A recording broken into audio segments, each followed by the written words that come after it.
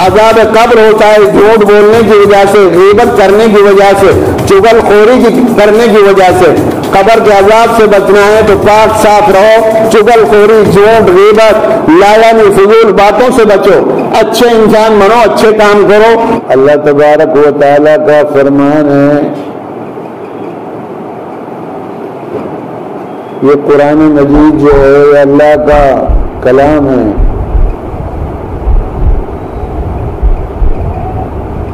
نبی اکرم صلی اللہ علیہ وسلم پر جب یہ قرآن نازل ہونا شروع ہوا، مکہ کے لوگوں نے کہا کہ محمد صلی اللہ علیہ وسلم آپ قرآن کو بناتے ہو،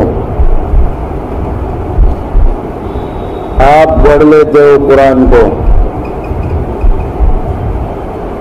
تو اللہ تبارک و تعالیٰ نے ان کا جواب دیا، وَإِن كُنتُمْ فِي رَيْبٍ مِّمَّا نَزَّلْنَا، اگر تم کو شک ہے اس کتاب میں جس کو میں اپنے بندے پر محمد صلی اللہ علیہ وسلم پر نازل فرما رہا ہوں، تو تم ایسا کرو، اس کے مثال تم بھی ایک قرآن بنا کر دکھاؤ، اور تم اپنے مددگاروں کو بھی بلا لو، سب مل کر کے نہیں بناؤ، ایک کتاب نہیں بنا سکو تو کم سے کم ایک آیت ہی بنا لو، کیونکہ قرآن کی ایک آیت بنا کر دکھاؤ۔ اگر تم شک کر رہے ہو اس قرآن میں جس کو میں نبی کریم صلی اللہ علیہ وسلم پر نازل فرما رہا ہوں، تو تم ایسا کرو، تم پڑھے لکھے ہو، تمہارے اندر بھی بہت سارے سمجھدار لوگ ہیں، تم ایسا کرو سب مل کر کے اور اپنے مددگاروں کو سب کو بلاؤ اور ایک آیت ایسی بنا کر دکھاؤ۔ اگر تم اپنے دعوے میں سچے ہو، تم بنا نہیں پاؤ گے۔ جب یہ آیت پڑھ کر ان کو سنائی گئی تو وہ دنگ رہ گئے اور ایک آیت نہ بنا سکے۔ ذالک الکتاب لا ریب فیہ، یہ کتاب ایسی ہے کہ اس میں کوئی شک نہیں ہے، اس میں جو بھی احکام اللہ نے لکھے ہیں یہ سب اللہ کے حکم ہیں، اور اس میں ذرہ برابر کوئی شک نہیں ہے۔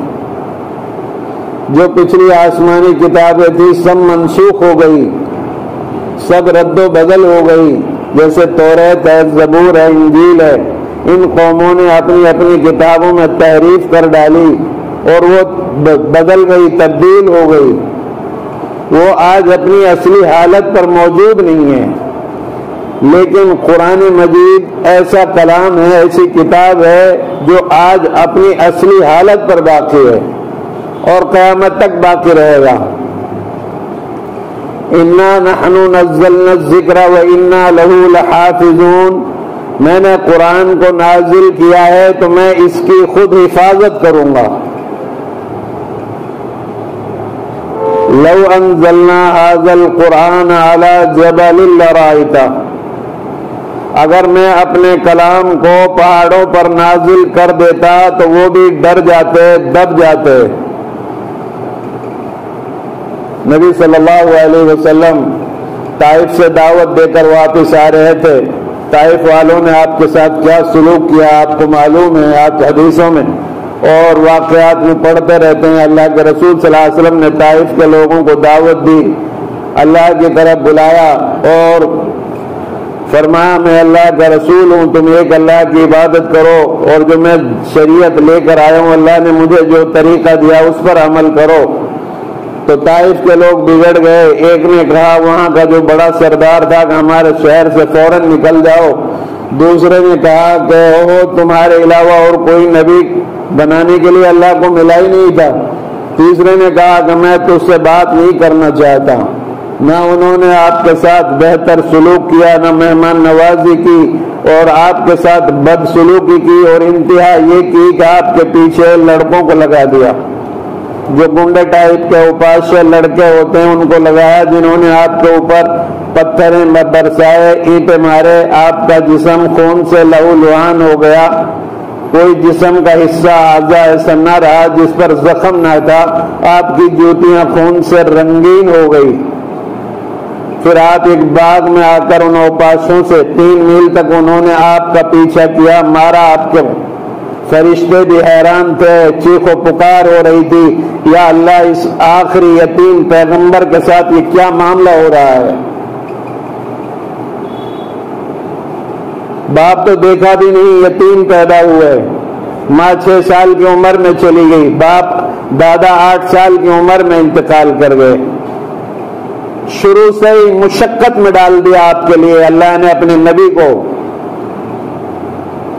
بچپن میں بھی آپ معصوم، جوانی میں بھی معصوم، اور خبر کے پیٹ میں معصوم چلے گئے، پوری زندگی مشقت اٹھاتے رہے امت کے لیے، ہائے میری امت۔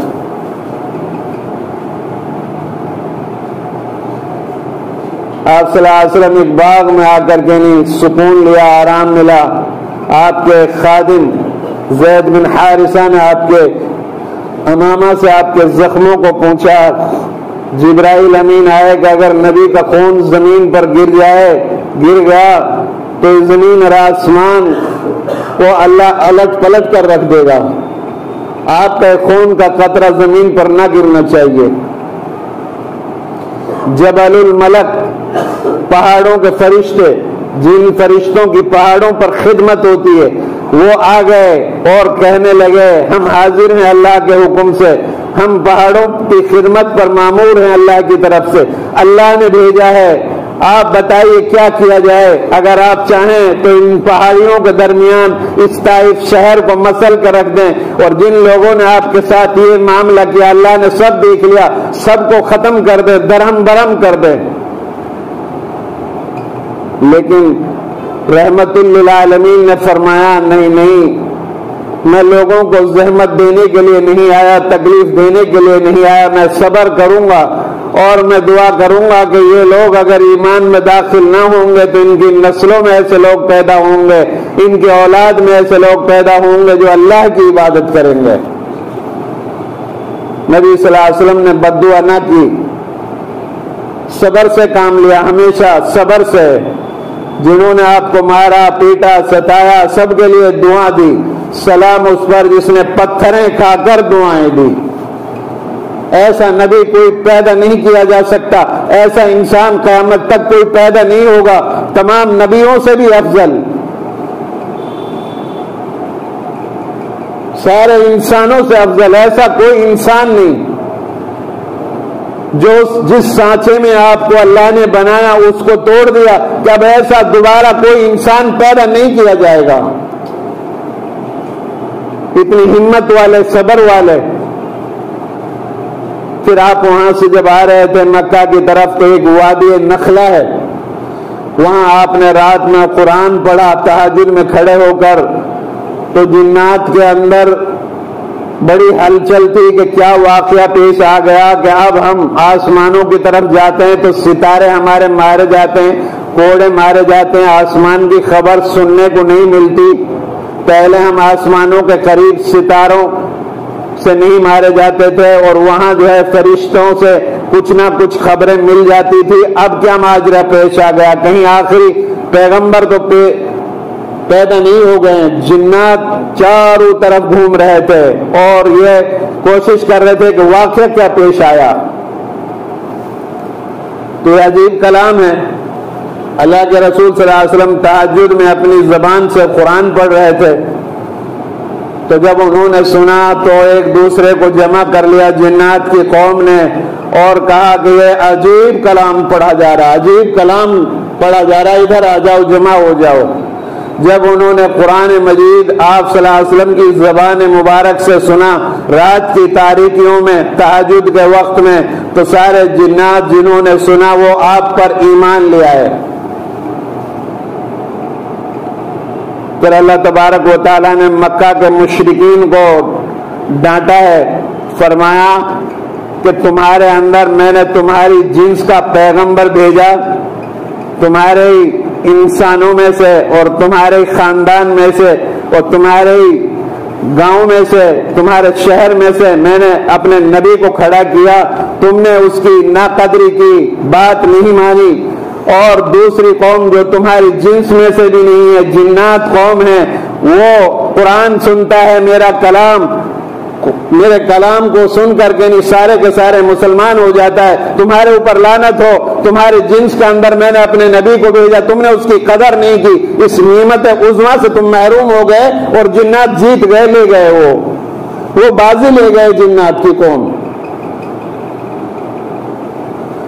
تو میرے بھائیو, اللہ تبارک و تعالیٰ فرماتا اگر انا نحن نزلنا الذکر و انا لہ لحافظون, میں نے اپنے قرآن کو نازل کیا ہے, میں اس کی حفاظت کروں گا.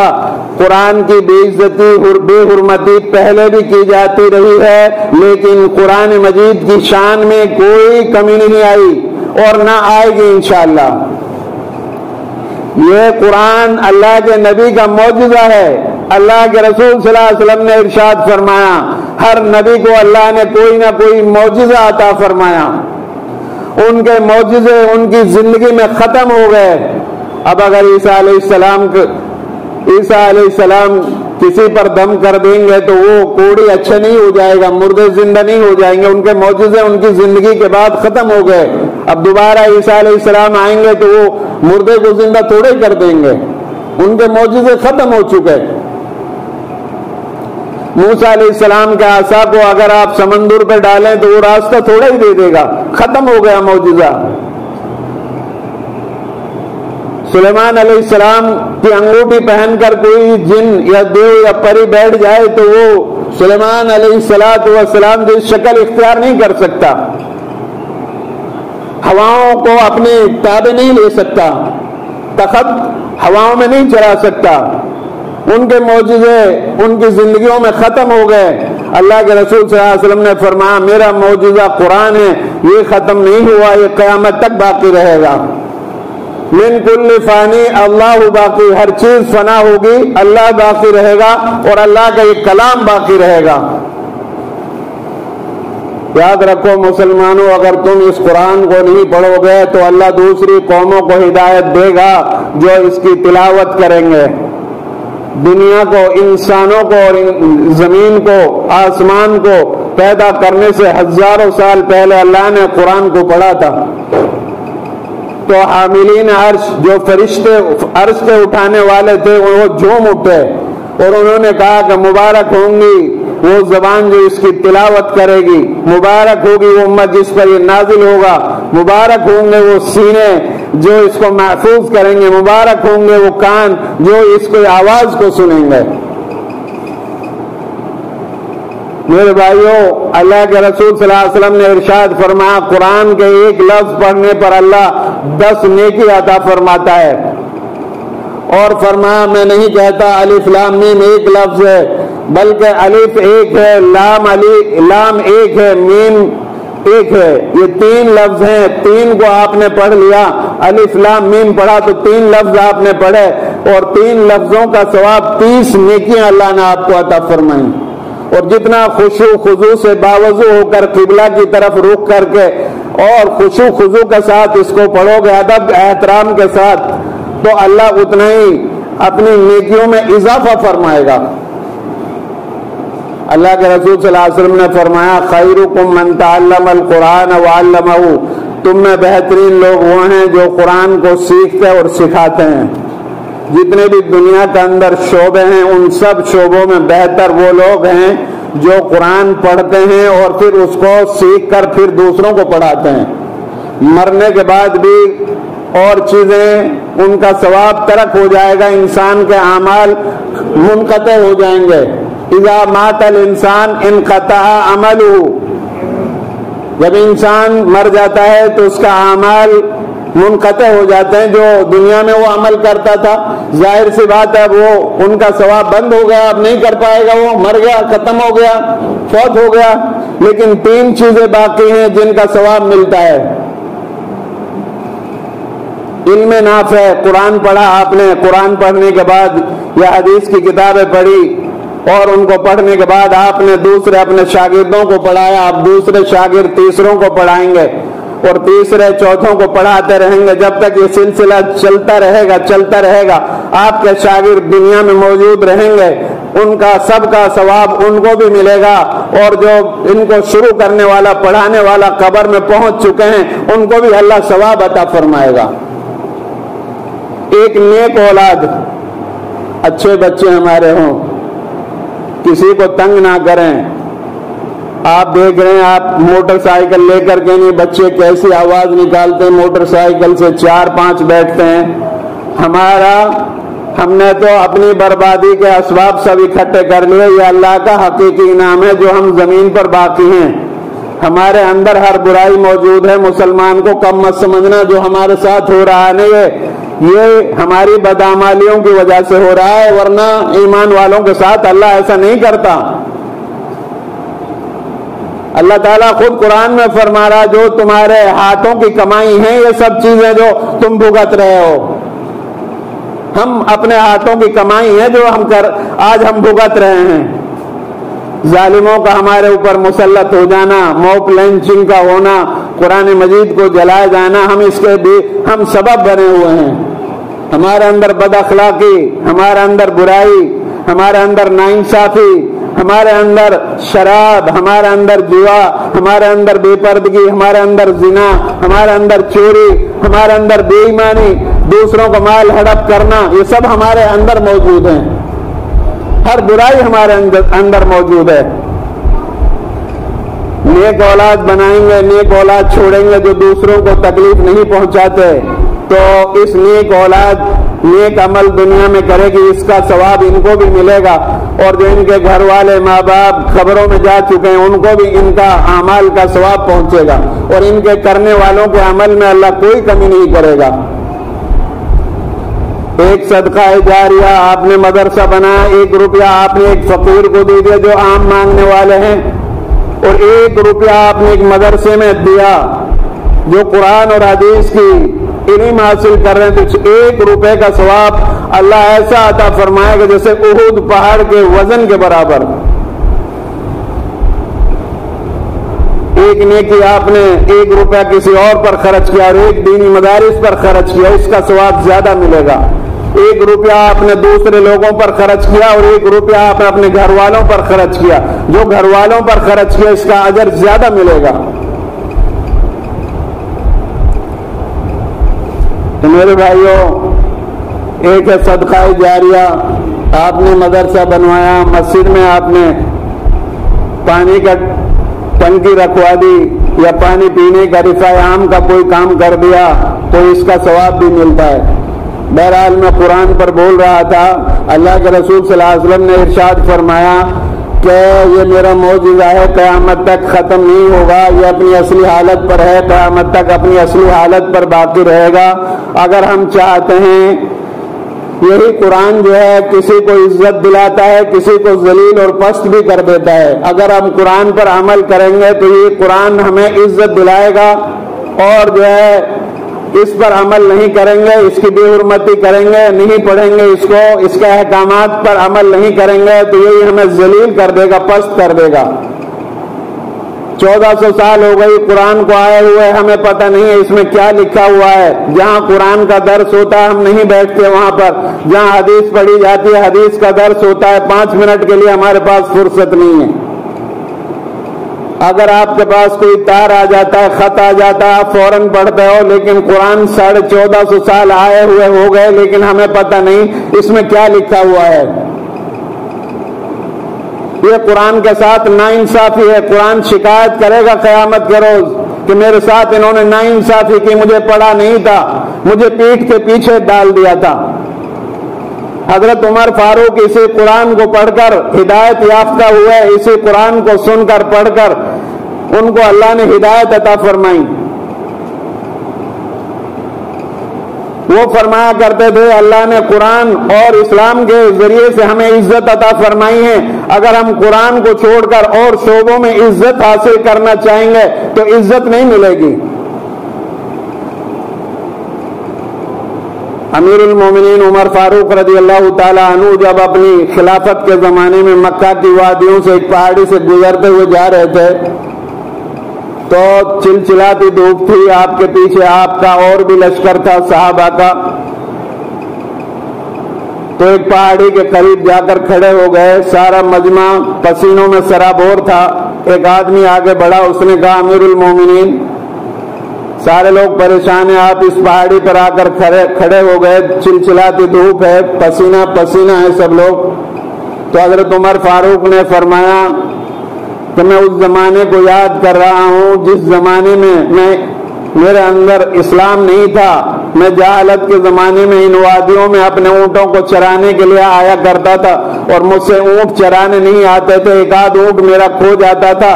جب میں گھر جاتا تھا تو میرا باپ خطاب مجھے ڈانٹا کرتا تھا، اے عمر تو کیا کامیاب زندگی گزارے گا، تیرے پاس تو اونٹ چرانے بھی نہیں آتے۔ میں اس زمانے کو دیکھ رہا ہوں، یاد کر رہا ہوں، اور اس زمانے کو دیکھ رہا ہوں، اللہ نے مجھے خلافت عطا فرمائی اس قرآن کی برکت سے۔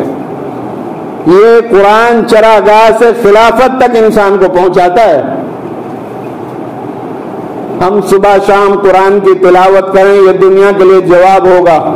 دنیا قرآن کا ریسرچ کر رہی ہے، اسلام میں داخل ہو رہی ہے، ہم لوگ قرآن کو پڑھتے نہیں ہیں، جب کسی کو موت آتی ہے تب پڑھتے ہیں بس، پھر اس کے بعد بند کر کے رکھ دیتے ہیں۔ روزانہ قرآن مجید کو پڑھنے کو لازم پکڑ لو، لازم، جیسے ناشتہ کرتے ہو صبح کے وقت میں، روزانہ فجر کی نماز کے بعد قرآن کو لازم پکڑ لو۔ جو آدمی یاسین شریف قرآن صبح پڑھے گا شام تک الائیں بلاؤں سے محفوظ رہے گا، جو شام کو پڑھے گا صبح تک الائیں بلاؤں سے محفوظ رہے گا۔ سورہ ملک کی روزانہ تلاوت کرو گے، عذاب قبر سے محفوظ رہو گے۔ عذاب قبر ہوتا ہے جھوٹ بولنے کی وجہ سے، غیبت کرنے کی وجہ سے، چغل خوری کرنے کی وجہ سے۔ قبر کے عذاب سے بچنا ہے تو پاک صاف رہو، چغل خوری، جھوٹ، غیبت، لایانی فضول باتوں سے بچو، اچھے انسان بنو، اچھے کام کرو، اور قرآن مجید پر عمل کرو، اپنے بچوں کو قرآن مجید سکھاؤ۔ اور اگر آپ کے بچے نہیں پڑھ پائے قرآن تو آپ ایک آدمی کو اپنی طرف سے قرآن پڑھاؤ۔ جو آدمی قرآن کا حافظ ہوگا قیامت کرو اللہ ان کے والدین کو ایسا تاج پہنائے گا، ایسا تاج پہنائے گا کہ 14ویں رات کا جو چاند ہوتا ہے اس سے بھی زیادہ روشن اور چمکدار وہ تاج ہوں گے، اور ساری دنیا کے سامنے ان کو جو ہے وہ تاج پہنایا جائے گا۔ جب ماں باپ کی اتنی عزت ہوگی تو خود حافظ کی کتنی عزت ہوگی۔ اللہ تعالیٰ حافظ کو بلائے گا کہ جیسے دنیا میں ترتیل سے تو پڑھا کرتا تھا، آہستہ آہستہ ٹھہر ٹھہر کر آج یہاں قرآن کو پڑھ، ایک آیت پڑھ اور چڑھ، جہاں تیری پڑھنے کی آخری آیت ہوگی جنت میں وہاں تیرا آخری مقام ہوگا۔ تمام مسائل کا حل، تمام آفات سے نمٹنے کا حل قرآن ہے۔ اگر ہم چاہتے ہیں دنیا میں امن کے ساتھ سکون کے ساتھ رہیں تو اللہ اور اس کے رسول کے حکموں پر چلیں، باطل طریقوں کو ترک کریں، باطل قوموں کے طریقے جو ہماری زندگیوں میں، ہمارے گھروں میں، ہمارے کاروبار میں آ چکے ہیں ان سب کو ختم کریں، ایک اللہ اور اس کے رسول سے وابستہ ہو جائیں۔ اللہ دنیا میں بھی عزت عطا فرمائے گا اور آخرت میں بھی اللہ عزت عطا فرمائے گا۔